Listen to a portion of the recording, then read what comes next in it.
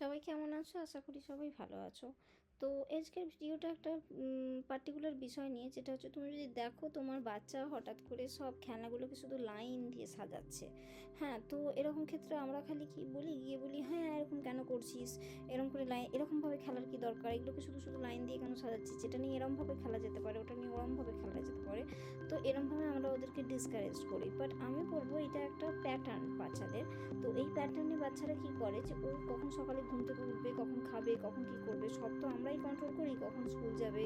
তো ওর নিজের তো পৃথিবীর উপরে কোনো কন্ট্রোল নাই, সেটার জন্য ও ওটা ওই একটাই জিনিস নিজে তৈরি করে, যে সব খেলনাগুলোকে ও পরপর বসিয়ে লাইন দিয়ে সাজাচ্ছে। ওটাও একটা নিজের ওয়ার্ল্ড তৈরি করেছে, ওর নার্ভাস সিস্টেমকে ওইভাবে ও স্টেবিলাইজ করছে, ওর ব্রেনকে ওইভাবে ও লাইন আপ করছে। কেন কি ওইটার উপরে ওর কন্ট্রোল আছে, যে ওটাকে ও সমানভাবে সুন্দরভাবে সাজিয়েছে। তো আমরা ওই ওয়ার্ল্ডটায় ঢুকা মানে, আমাদের কিছু ওখানে বলা মানে ওর ওর যে ভাবনা চিন্তাটা সেটা নষ্ট করে দেওয়া।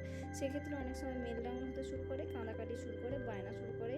আমি একটুখানি ওর খেলনা একটুখানি এদিক থেকে ওদিক সরিয়ে দেওয়া মানে ও এবার কান্নাকাটি শুরু করবে, একদম মানে পাগলের মতন অবস্থা ঘরে একটা সৃষ্টি করবে। তো সেটা হচ্ছে ও যে নিজস্ব পৃথিবীটা সৃষ্টি করেছে, যেটার উপরে ওর কন্ট্রোল আছে একমাত্র সারাদিনের মধ্যে। বাকি সারাদিন যা করছে ও সবকে আমি কন্ট্রোল করছি, মা বাবা কন্ট্রোল করছে, সেইটা আমি ডিস্ট্রয় করে দিচ্ছি। সেইটা আমি ইমাজিনেটিভ ওর যে দুনিয়াটা ও তৈরি করেছে সেটা আমি নষ্ট করে দিচ্ছি।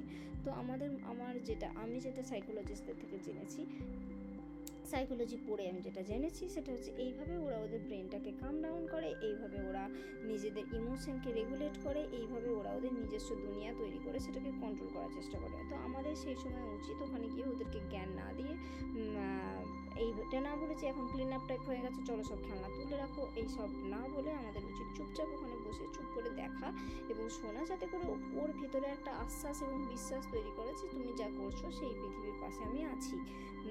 তো কিছুক্ষণ ওকে খেলতে দেওয়া, এই সময় আমাদের জ্ঞান না দিয়ে আমার মনে হয় সেটা আমাদের করা উচিত। তাতে সেটা ওদের ব্রেন ডেভেলপমেন্টে, ওদের ইমাজিনেটিভ দুনিয়া তৈরি করতে, ওদের নার্ভাস সিস্টেমকে কাম ডাউন করতে, এবং ওর মনে হবে হ্যাঁ ঠিক আছে এইটা আমার জগৎ, এখন মা আমাকে ডিস্টার্ব করছে না বা বাবা আমাকে ডিস্টার্ব করছে না, তো আমি এটা করতেই পারি। তো এইটা করে আমরা বাচ্চাকে হেল্প করতে পারি না ওই সময় চিৎকার চেঁচামেচি করে তুই এটাকে এরকমভাবে কেন করলি, ওরমভাবে করতে পারতিস, এই খেলনাগুলো নিয়ে এরমভাবে খেলে না, এগুলোকে নিয়ে ওরমভাবে খেলে। তো সেই জ্ঞানগুলো আমি যতদূর জানি আমাদের এই সময় না দেওয়াই ভালো। তো এই হচ্ছে যে আজকের ভিডিওর বিষয়বস্তু মেন ছিল। তো এটা আমরা এমনি সাধারণ বাচ্চাদের মধ্যেও দেখতে পাই, এই ধরনের জেদগুলো অটিজম বাচ্চাদের মধ্যে দেখা যায়। কেন কি অটিজম বাচ্চারা ভেরি ইন্টেলিজেন্ট হয়, তারা একটা ব্যাপারে ভীষণ ফোকাসড হয়, তাদের ক্ষেত্রেও এই জিনিসগুলো দেখতে পাওয়া যায়, আর সাধারণ বাচ্চার মধ্যেও দেখতে পাওয়া যায়। তো এগুলো দেখলে অত ভয় পাওয়ার কিছু নাই, এটা ওদের নিজস্ব দুনিয়া তৈরি। আর ঠিক আছে, আজকের ভিডিও এই পর্যন্তই। আজ নেক্সট ভিডিও আবার নতুন কোনো বিষয়বস্তু নিয়ে আমি আবার একদিন আসবো। চলো বাই বাই, সবাই ততক্ষণ অবধি ভালো থেকো। আর ঠিক আবার পরের ভিডিওয়ে তোমাদের সঙ্গে কথা হবে, দেখা হবে। বাই, ধন্যবাদ, থ্যাংক ইউ।